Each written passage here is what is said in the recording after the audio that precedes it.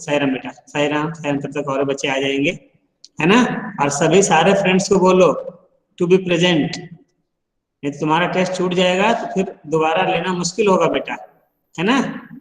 जिस डेट में आपको टाइम दे रहे हैं उस दिन रहना पड़ेगा आपको, है ना। तो चैप्टर के आगे की पीपीटी बनानी है एक और। एक मिनट बेटा, सुनो मेरी बात। We'll discuss everything. Let us chant Omkaram 3 times first. All of you join your hands, close your eyes and chant Omkaram.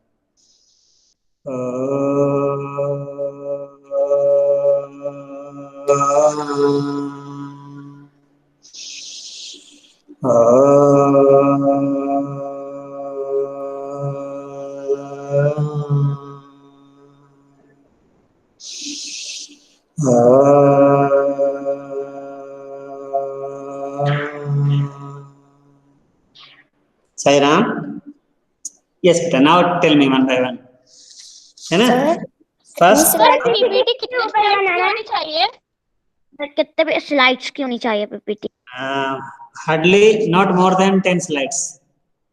Okay sir. 7 slides की चलेंगी? Yes, yes बेटा। आंसर भी One small concept. Yeah, one by one. Ask one by one. First, tell me your name, then ask the question. रतीशा जान, है ना। Daily, है ना। Yeah, listen first. One by one, listen first. First of all, we will be having oral testing. Oral testing के लिए आपको chapter number 6 to chapter number 8 prepare these 3 chapters. Got it? Okay sir. Yes sir. Chapter number 6 लिख लो, copy में लिखते जाओ। Chapter number 6, chapter number 7, chapter number 8, ये 3 chapter को अच्छे से प्रिपेयर कर लो, है ना। और 7 और कौन कौन से chapter? 6, chapter number 6, chapter number 7, chapter number 8। Okay sir. लिखते जाओ। लिख लिया? इससे क्या पूछेंगे?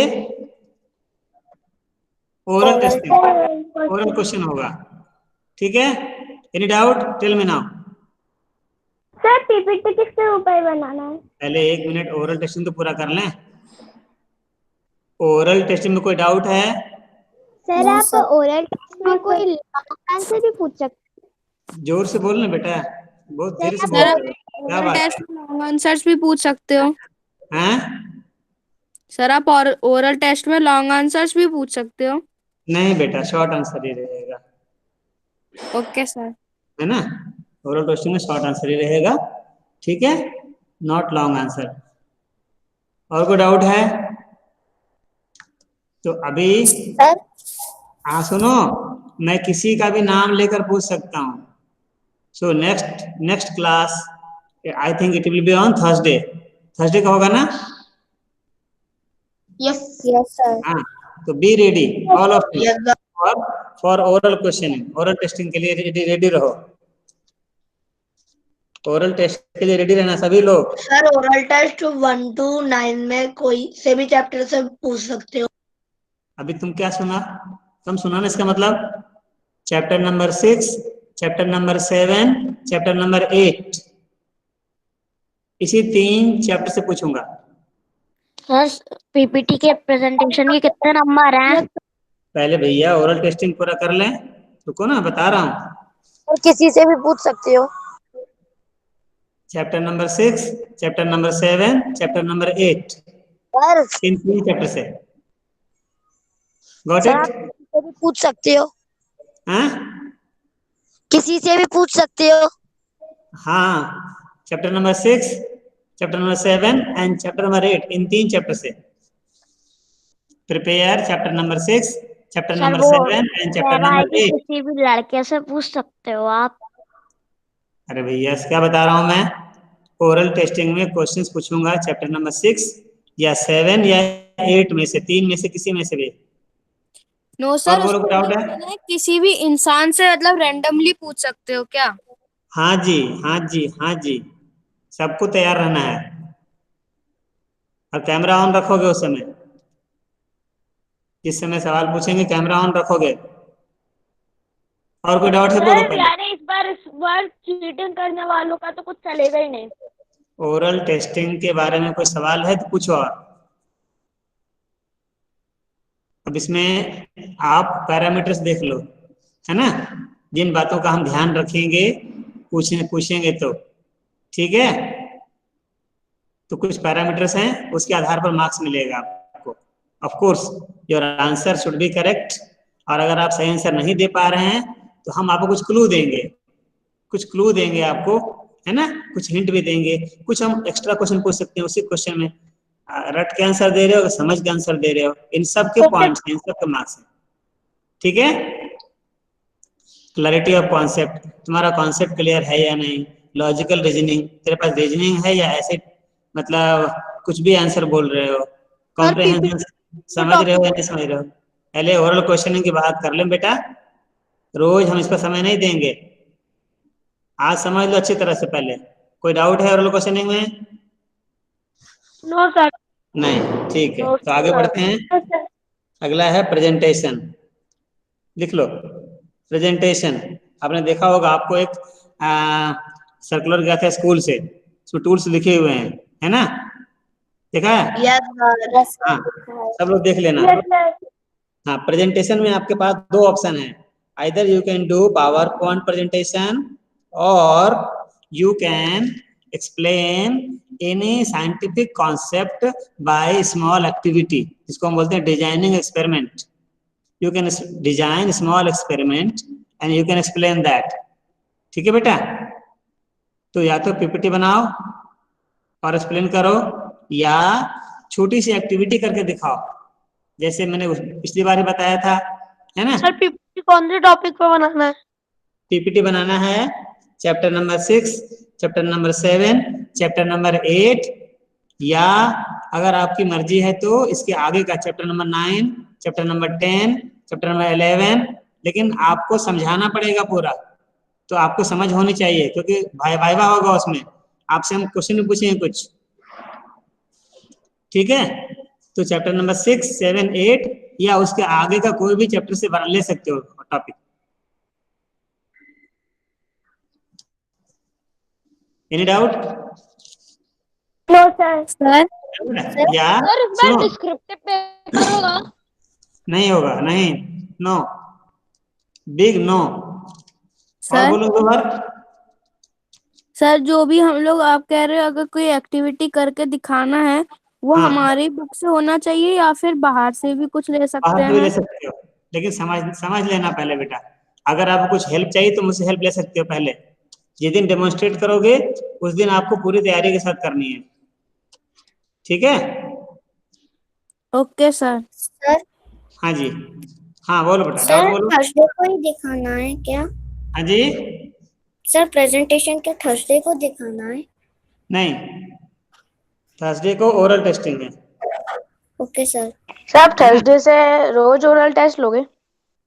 हाँ, ओरल टेस्ट कितने बच्चों का हो गया, कितने बच जाएंगे, तो सब कंटिन्यू चलता रहेगा। थर्सडे को ओरल टेस्ट मतलब फोकस करके रखेंगे, और टाइम बच जाएगा। अगर मान लो सबका ओरल टेस्ट हो गया, जो कि हो नहीं पाएगा, तो फिर आप तैयार रहना किसके लिए? प्रेजेंटेशन के लिए। और सर, फिर एक डेट दूंगा, सुनो सुनो बेटा, थर्सडे को ओरल टेस्टिंग, और उसके बाद अगला जो पीरियड आएगा हमारा, जो भी आएगा, उसमें तैयार रहना प्रेजेंटेशन के लिए सभी लोग, ठीक है। Okay sir. Yes sir. आप ओरल टेस्ट में 7th 8 चैप्टर ही सर कौन कौन से चैप्टर ले सकते हैं प्रेजेंटेशन में? प्रेजेंटेशन में chapter number 6, chapter number 7, chapter number 8, इसको फोकस करो ज्यादा। सर Only आप 3 ओरल सर। टेस्ट में एक बच्चे से एक ही क्वेश्चन पूछेंगे? नहीं, किसी से मैं चाहूँ तो 100 क्वेश्चन पूछ सकता हूँ, क्वेश्चन में सर ओनली 3 चैप्टर्स? हाँ जी, ओनली 3 चैप्टर्स। इन तीनों में से कोई सा भी बना सकता है प्रेजेंटेशन? यस, पूरा चैप्टर मत बनाना, चैप्टर में से किसी एक पार्ट पे बनाना। मान लो हैबिटेट, तो हैबिटेट ही बनाओ, तो है नहीं। Okay sir. बॉडी मूवमेंट में जॉइंट, सिर्फ जॉइंट पे बनाओ, पूरा चैप्टर मत बनाना, ओके सर। पूरा चैप्टर नहीं बनाना, एक छोटा सा कॉन्सेप्ट बनाना बेटा, एक छोटा सा लेना, है ना। उसमें आप पीपीटी डाल, एनिमेशन डालो, वीडियो छोटा डाल सकते हो, है ना। इस तरह से बनाओ, पूरा अच्छे से एक्सप्लेन करता हो बनाओ। और कोई डाउट है? 3-4 मिनट की वीडियो भी डाल सकते हैं। 3-4 मिनट नहीं, और कम, छोटा सा, 1 मिनट, 1.5 मिनट, 2 मिनट बहुत तो, ठीक है।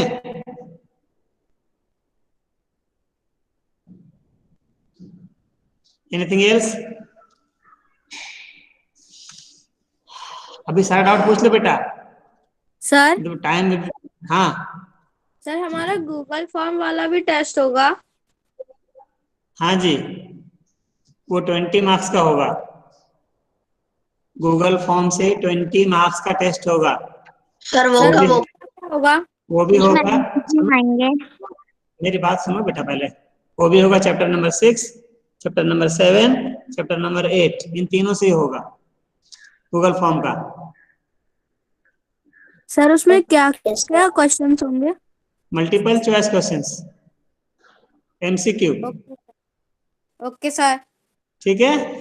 20 मार्क्स का होगा वो, और ये प्रेजेंटेशन 10 मार्क्स सर का। हर एक बच्चे को पीपीटी बनानी है? बिल्कुल, हर एक बच्चे को बनानी है। और सर उसमें क्वेश्चंस भी डाल सकते हैं क्या? नहीं, नो क्वेश्चन।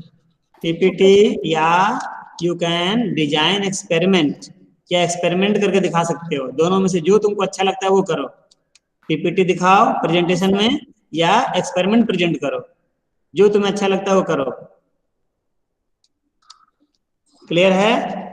जैसे क्या है ना बेटा, कई बच्चों के पास कंप्यूटर नहीं है, पीपीटी नहीं बना सकते हैं, तो उनके लिए क्या ऑप्शन है? They can explain experiment. जैसे सेविंग, सुनो ना मैं बता रहा हूँ, सेविंग बता सकता है कि today I am going to explain sieving, फिर वो डिफाइन करेगा सेविंग का, फिर उसके पास मटेरियल होगा कुछ सेविंग के लिए, फिर सीव होगा, फिर सीविंग करके दिखाएगा, और फिर बताएगा कि how the mixtures have been separated, components have been separated, और फिर हम कुछ सवाल पूछेंगे, उसको पूछ सकते हैं define sieving, what is the basic principle on sieving is based, then what do we call this method, this is method of separation, why do we separate mixtures, इस तरह से कुछ क्वेश्चन पूछ सकते हैं उसके ऊपर देना, ठीक है। बहुत आसान है। जिसके पास कंप्यूटर की फैसिलिटी नहीं है, जो पीपीटी नहीं बना सकता है, वो क्या करे? एक्सपेरिमेंट एक्सप्लेन करे, छोटा छोटा एक्सपेरिमेंट बहुत सारे तुम्हारे पास है ना, वो करो, या फिर पीपीटी प्रिंट करो। सर दोनों नहीं कर सकते? दोनों नहीं करना है। दोनों कब करोगे? जब टाइम बचेगा ना मेरा, अब मान लो सभी बच्चों का हो गया असेसमेंट, फिर टाइम परमिट करेगा तो आप करके दिखाना, तैयारी करके रखो। Got it? यस जल्दी सर। बोलो, आपको डाउट है? नहीं ना? So in the next period be ready for oral testing. Oral testing के लिए तैयार रहिए। Prepare chapter number 6, chapter number 7 and chapter number 8. Okay, now I'm going to present my screen. So today who will be the monitor? Tell me your name. Sir मेरा Devansh. Devansh. Okay, Devansh. Very good. Devansh, Sir, it's monitor number girl 1. turn. Sir, Arush, it's girl's monitor turn. number 2. Okay, Sir, it's girl's turn, please. girls. Sir यह पहले screen है visible. आप लोग चुप रहते हो ना, पहले तो बात करते नहीं हो। नेक्स्ट टाइम याद रखना बेटा, ठीक है? Okay, sir. Sir screen is visible. Good, good, good. So now let us see current slide. So we were talking about characteristics of living things and non-living things. Isn't that? याद आ रहा है? Yes. So we have discussed and we have seen one video also. देखा था video ना आपने? Video देखा था नहीं देखा था? सर देखा था ना? Sir, देखा था. कैसे दिखाऊं? हाँ सर व्हाट इज रेस्पायर? हाँ, रेस्पायर मीन्स, देखो, the process in which we take in oxygen which is used in the release of energy from the food and giving out carbon dioxide is called respiration. Okay, sir. all living things respire, है ना? It is little bigger than breathing. Okay, so again you may note down living things. What are the characteristics of living things? Living things need food, air, and water, and this is called together as nutrition. Living things need nutrition. ठीक है बेटा? Next, living things grow, है ना? They grow on their own. Living things move by themselves. Living things respond to stimuli, है ना बेटा? Stimuli, certain changes in the surrounding which make us to react. That is called stimuli. Okay, and our reaction is called response. Sir ठीक है? हाँ sir जैसे कि आपने वो पॉइंट लिखा है living things move by themselves, पर सर जो ट्रीज Yes. होते हैं वो कैसे मूव करते हैं? ट्रीज में मूवमेंट नहीं है, उनमें मूवमेंट है बेटा. They are I mean stem और the upper part that grows towards the sunlight, and their roots move towards the ground in search of water, है ना? पेड़ों के जड़ होते हैं वो जमीन के नीचे मूव करते हैं, है ना, वो ग्रो करते हैं, और पेड़ों की जो टहनियां होती है, वो जो शूट होते हैं, वो सनलाइट की तरफ फेस करते हैं और अगेंस्ट ग्रेविटी बढ़ते हैं, ऊपर जाते हैं. देखा है कि नहीं देखा? ये सर देखा है ना. छोटा होता है, उसकी जड़ नीचे चली जाती है धीरे धीरे, और उसके जो बॉडी पार्ट्स हैं, शूट जो है वो ऊपर ग्रो करता है ना? तो दैट इज द मूवमेंट. आपने देखा होगा, मूवमेंट में देखो ध्यान से. And not all the plants we can not see clearly, but have you seen touch me not plant? Sir which plant? छुई मुई को yes sir. Touch me not. Yes sir. उसमें जैसे हम टच करते हैं, हाँ जी, जैसे टच करते हैं उसकी पत्तियां झुक जाती हैं सारे के सारे. सर स्कूल में भी है. हाँ जी, ये दोनों में उसका दे सकते हो एग्जांपल. आई मीन उसमें मूवमेंट भी हो रहा है और रेस्पॉन्ड टू स्टिमुलाई का भी एग्जांपल है वो. ठीक है? Living things respire, that is they take in oxygen which is used to release energy and giving out carbon dioxide gas. Living things excrete whatever the waste is formed in their body, they take it out from the body in the form of sweat, पसीना के रूप में, urine के form में या stool के form में, that is coming out, excretion. Living things reproduce, they produce their own kind, है ना? Living things have a definite life span. एक जीवन अवधि उसकी होती है, उसके बाद उनकी जीवन लीला समाप्त होती, मर जाते हैं. इसी का उल्टा होगा किसके लिए? Characteristics of non-living things. You may note down. Non-living things do not need food, air and water. Non-living things do not grow. लेकिन आप देखोगे कई बार क्लाउड, बादल बड़ा होता है, छोटा से बड़ा होता रहता है, तो इसका मतलब ये नहीं कि वो लिविंग थिंग्स हो गया. That is non living things. खुद अपने आप से ऐसा ग्रोथ नहीं हो रही है उसमें. ठीक है बेटा? ऐसे धुआं देखोगे, धुआं भी बढ़ता जाता है, तो भी क्या है? लिविंग थिंग में नहीं आएगा, नॉन लिविंग में ही आएगा. फिर ऐसे देखा होगा आपने, अभी विंटर आ गया ना, आपके घर के आसपास रजाई बनाने वाले कॉटन को, है ना, उसको पूरा फैलाते हैं, है ना? एक इंस्ट्रूमेंट होता है, उसको रख के मारते हैं तो पूरा कॉटन फैल जाता है. इतना सा कॉटन फैलकर इतना हो जाएगा पूरा. देखा है किसी ने? जो लोग राघवगढ़ में रहते हैं, वो मस्जिद के पास, वो जो मस्जिद है ना अंदर में, जहाँ पर सब्जी मार्केट शुरू होती है, उस तरफ जाना, मस्जिद के पास देखना, कई लोगों की दुकानें हैं जो रजाई बनाने का काम करते हैं. देखा है. हाँ, तो उनके पास देखना, थोड़ी सी रुई को धुन देते हैं. रुई को धुनते हैं, ऐसा इसलिए करते हैं कि रुई के अंदर ज्यादा से ज्यादा एयर एंटर करे, और एयर ही जो है ना हमारी बॉडी की हीट को बाहर नहीं जाने देता है रजाई ओढ़ते हैं तो, है ना बेटा? तो इसका ये मतलब नहीं है कि कॉटन भी ग्रो कर गया. इसका मतलब क्या? लिविंग थिंग हो गया क्या कॉटन? बोलो. No sir. No. Very good. ऐसे एग्जाम्पल हर जगह ध्यान देना बेटा. Non living things do not move by themselves. खुद से नहीं मूव करते. अब गाड़ी भी मूव करती है, कार मूव करता है, आपका स्कूटर मूव करता है, इसका मतलब वो लिविंग थिंग हो गया क्या? नो सर, उसे हम लोग चलाते हैं. हाँ, इस तरह से क्लाउड भी देखना, क्लाउड भी मूव करते हैं, ऐसे लगता है इधर से उधर जा रहा है. सर वो तो एयर की वजह से मूव करते हैं. हाँ, very good. Non living things do not respond to stimuli. वो कभी भी स्टिमुलस के अगेंस्ट में रेस्पॉन्स नहीं करते बेटा, है ना? Non living things. Non-living things do not respire. Non-living things do not excrete. Non-living things do not reproduce. Non-living things do not have a definite lifespan. Okay, now learn one by one all these definitions.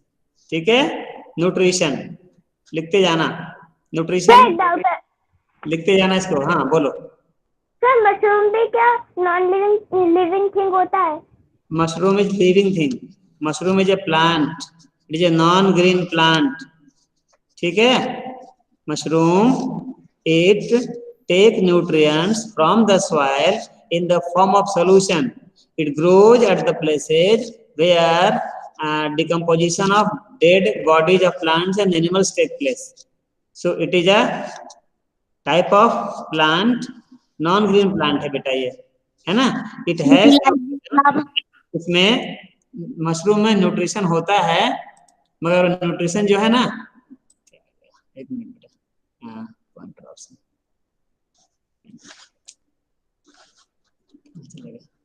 हाँ जी,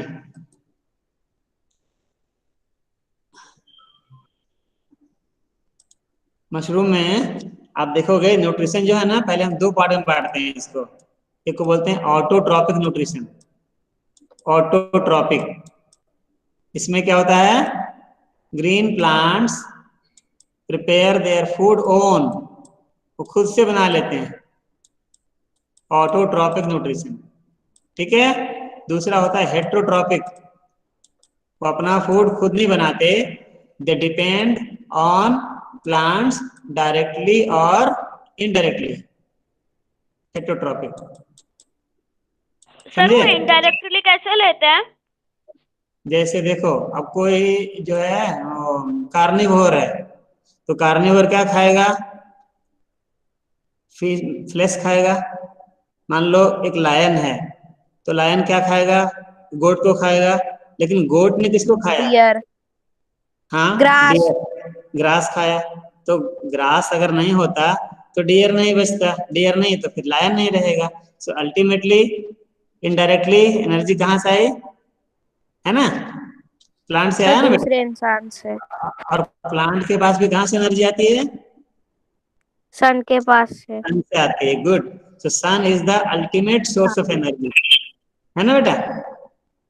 heterotrophic, तो जो mushroom है ना, mushroom में heterotrophic nutrition है ना, and that is, उसको बोलते हैं हम सैप, मशरूम इज कॉल्ड सैप्रोट्रॉफ, वो सैप्रोट्रॉफ में आता है, सैप्रोट्रॉफ में आता है बेटा, है ना, सैप्रोट्रॉफ में आता है। कैसे कहलाता है? सैप्रोट्रॉफ आर दोज ऑर्गेनिज्म और those plants which receive nutrients in solution form from dead and decaying matter। जहां पर चीजें सड़ती गलती है ना, वहां से सॉल्यूशन के फॉर्म में वो एनर्जी फूड लेते हैं और ग्रो करते हैं, सर, है ना। हाँ सर मशरूम एक फंगी है ना? हाँ, it's a fungus, fungus singular है, फंजाई प्लुरल है। ठीक है बेटा। Nutrition, the process by which animals obtain food and utilize it for their activities is called nutrition. All living things need nutrition। बोलो सर, अगर मशरूम वो living thing है तो वो एक्सक्रीशन कैसे करता है और वो रिप्रोड्यूस कैसे कर पाता है? हाँ, रिप्रोडक्शन जो मशरूम में है, फंगस है, स्पोर फॉर्मेशन उसमें होता है, स्पोर फॉर्मेशन के थ्रू एसेक्सुअल रिप्रोडक्शन है उसमें। ठीक है, और जहां तक बात एक्सक्रीशन की बात है, ऑल प्लांट्स, वो टाइप ऑफ प्लांट है, मशरूम टाइप ऑफ प्लांट है, all plants do not excrete like us, they store their waste product in their body part. जैसे प्लांट है, अपने पत्तों में स्टोर करते हैं, धीरे धीरे पत्तियां पीली हो जाती हैं, फिर नीचे गिर जाती है, सूख गिर नीचे गिर जाती हैं, इस तरह से उनके पास में वेस्ट को रिमूव करने का तरीका है। कई बार वो स्टोर करते हैं अपने स्टेम में, कई बार स्टोर करते हैं अपने रूट में, इस तरह से स्टोर करती हैं, फिर उसको वो छोड़ देती हैं। ठीक है सर, बोलो सर अगर वो अपना वेस्ट प्रोडक्शन स्टेम में अगर वो करते हैं, मतलब इकट्ठा करते हैं, तो वो स्टेम को कैसे छोड़ सकता है? स्टेम तो उन्हें पकड़ के रखे हैं। हाँ, कई बार स्टेम में आप देखोगे कोई स्क्रैच आता है तो वहां पर से एक लिक्विड जैसा बाहर निकलता है, फिर वो सूख जाता है, इसको आप गोंद बोलते हैं, गम बोलते हैं, रेजिन्स बोलते हैं, निकलता है ना बाहर, सिक्रेशन बाहर निकलता है स्टेम से। Yes sir. आप अभी क्या करना, बबूल का पौधा होगा एकेसिया, जो कांटे कांटे होते हैं ना, उसके स्टेम को हल्का सा छील देना, चाकू से हल्का छील के छोड़ देना। अब देखना वहां पर अगले दिन जाओगे तो वहां पर आपको गम दिखाई देगा, जैसे नीम की पौधे में। इस तरह से वो लोग अपना वेस्ट प्रोडक्ट बाहर निकालते हैं। Okay sir. ठीक है। Next, growth. As I told you, all living things grow and exhibit growth in different ways. All living things do not grow in the same way. All of them have different ways. Their body cells divide. चलो होता क्या है, we all are made up of cells, and from one cell more number of cells are formed by cell division. So their body cells divide and grow, and thus overall growth is attained. है ना? Any doubt? You can see, छोटा बच्चा है, धीरे धीरे देखो scroll करना सीखा, घुटनों पर चल रहा है, खड़ा होना सीखा, और अभी एक एडल्ट बन गया। ग्रोथ है ना? ऐसे देखिए, चिक एक से निकला और बड़ा हुआ और बड़ा है, अडल्ट चिक हो गया, अडल्ट हेन हो गया, कॉक हो गया। ठीक है, कोई डाउट है? No sir. नो। ये सब लिख लेना, डिफाइन। Next, respiration. आप पूछ रहे थे रेस्पिरेशन के बारे में। Respiration is necessary for all living organisms. No living organism can survive without respiration, right? It is through respiration that the body finally obtains energy from the food it takes. जो भी हम food लेते हैं, finally by the process of respiration energy is release and we can do our work. ठीक है बेटा? Some animals may have different mechanisms for the exchange of gases, which is a part of the respiration process. हम लोगों के लिए क्या है? lungs है। Through the lungs, we are able to exchange oxygen and carbon dioxide. In fishes, what do they have? Gills. Gills. Very good. Very good. Earthworms breathe through their skin. Earthworm जो था skin से लेता है, and fish have gills for using oxygen dissolved in water. In humans, we respire by breathing in oxygen, breathing out the carbon dioxide. Okay. Next is response to stimulus. Okay. So underline कर लो बेटा. Changes in our surroundings that makes us respond to them are called stimuli. Stimuli plural है, singular stimulus है। Singular है stimulus, singular है ये plural है। हाँ बोलो। Sir, how the pancreas is useful in digestion? Pancreas gives pancreatic juices which help in the digestion of the food nutrients, है ना? Final digestion take place in the small intestine, where intestinal जो juices होते हैं, pancreatic juice pancreas से निकलते हैं, they help in digestion, as well as pancreas also produces insulin which controls the blood glucose level in our body. Sir. हाँ जी। Sir, what is respiratory system? System, group of organs. So when we talk respiratory system, see, our nostrils are involved, then the trachea involved, a pair of lungs, then the bronchioles, bronchi, all are involved. So this together is called respiratory system, है ना? Many organs are involved in respiration. These all organs together form respiratory system. Sir. Yeah. Sir, what parts of the plant are called the respiratory system of the plant? Plants respire through their leaf. There are stomata in the leaves, and through the stomata the exchange of gases take place, and then on the stem there are again tiny openings called lenticels, and through lenticels they do the exchange of gases. Okay. And roots have root hairs. Okay sir. For example, see, all living beings react to change in their surrounding. अभी आपकी mummy थोड़ा सा आपको मतलब शैतानी बहुत ज्यादा कर रहे हो तो आपको डांटना शुरू कर देंगी, तो आप क्या करोगे? मुंह बना लोगे, उदास हो जाओगे, या फिर सॉरी बोलोगे मम्मी को। अगर आप नॉन लिविंग थिंग होते तो कुछ फर्क पड़ता है आपको? बोलिए। No sir, no sir. आप या आपकी मम्मी प्रेशर कुकर को या किसी वेसल को या टेबल को, चेयर को, टेलीविजन को खूब भला बुरा कहें तो क्या टेलीविजन रिएक्ट करेगा? नहीं करेगा। नो करे ना? सर, इसी तरह से कुछ और भी चेंजेज हैं जो सराउंडिंग में होते हैं। जैसे अगर हम धूप में चले जाएं, तेज धूप लगे तो क्या करोगे आप? तुरंत वहां से भागते हो। तो जो तेज धूप सर। हुआ वो स्टिमुलस हो गया और आपका भागना क्या हो गया? रेस्पॉन्स हो गया आपका। ठीक है, तो इसको अच्छे से क्लासिफाई करना सीखिए। What is the stimulus and what is the response. Example देखिए, in responses to increase temperature in summer we use fans to cool our homes. अब अगर बहुत गर्मी लगने लगती है तो पंखा चलाते हैं। और देखिए पौधा देखो रेस्पॉन्स कर रहा है। प्लांट के जो देखिए स्टेम वगैरह है वो सन की तरफ झुक जाते हैं। मैंने कहा था पिछली बार आपको, किया किसी ने? एक प्लांट को ब्लैक पेपर से कवर कर दो और ब्लैक पेपर में एक होल कर दो जिधर से सनलाइट आती है, तो वो पौधा जो है ना उस तरफ बेंड हो जाएगा कुछ दिनों के बाद में। समझ रहे हो बेटा? This is called. Yes sir, stimuli. हाँ, लेकिन मैंने 2 टर्म दिए थे पता लगाने के लिए आपको। 2 टर्म दिए थे। Geotropism and phototropism. हाँ, नाउ सर एक्सप्रेस मैं बताऊं? All living things. अभी रहने दो बेटा। All living things take food, सबको पता है। Not all the food that is eaten is really used, only a part of it is utilized by the body. Food जो खाते हैं पूरा का पूरा यूज नहीं होता बॉडी में, है ना? कुछ अनयूज रह जाता है। अनयूज्ड और रिमेनिंग फूड बिकम्स वेस्ट। वो बॉडी के लिए वेस्ट होता है, उसका बॉडी से निकलना बहुत जरूरी होता है। अगर वो बॉडी से नहीं निकलेगा तो हमारे बॉडी में टॉक्सिन्स बनाएगा और फिर हमारे इवन डेथ तक हो सकती है या हमारे कोई ऑर्गन खराब हो सकता है। ठीक है बेटा?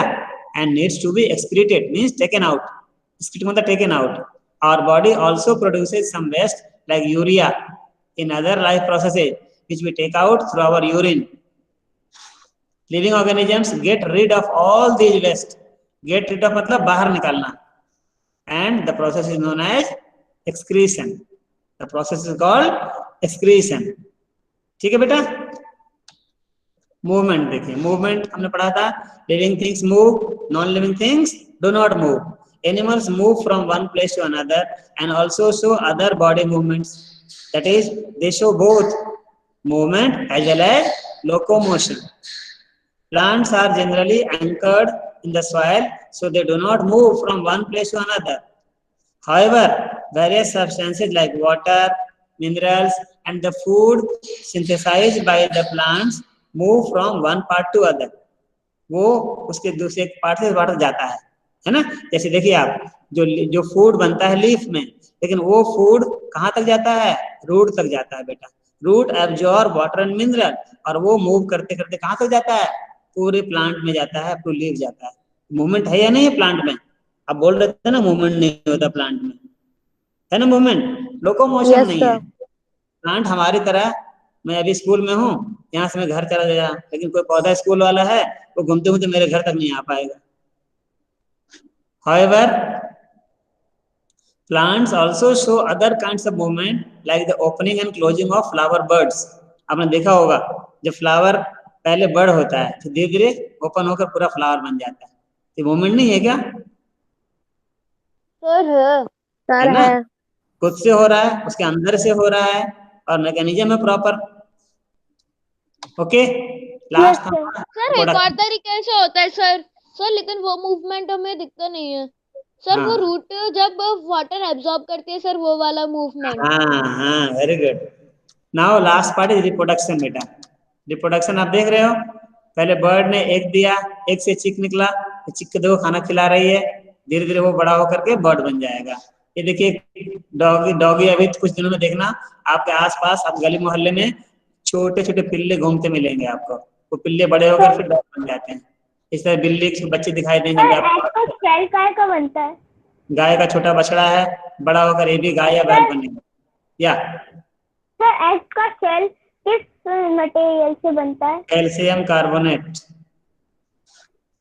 Reproduction, all living organisms give rise to a new organism of their own kind, which is called reproduction. ठीक है बेटा? The mode of reproduction may be different in different animals and plants. अलग अलग प्लांट में, अलग अलग animal में अलग अलग होता है. जैसे अभी किसने पूछा था? आरुष ने पूछा था reproduction, how does it take place in mushroom?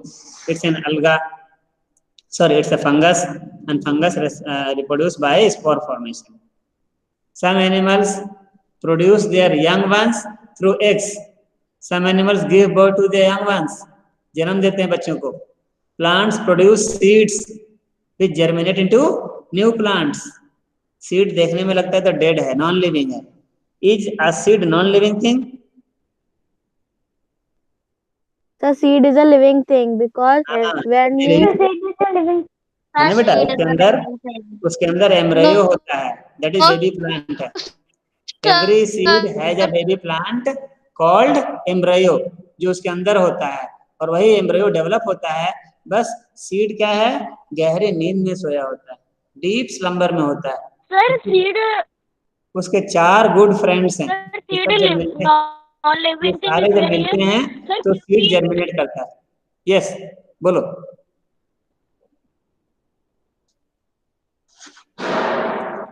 Some plants also reproduce through parts other than seeds.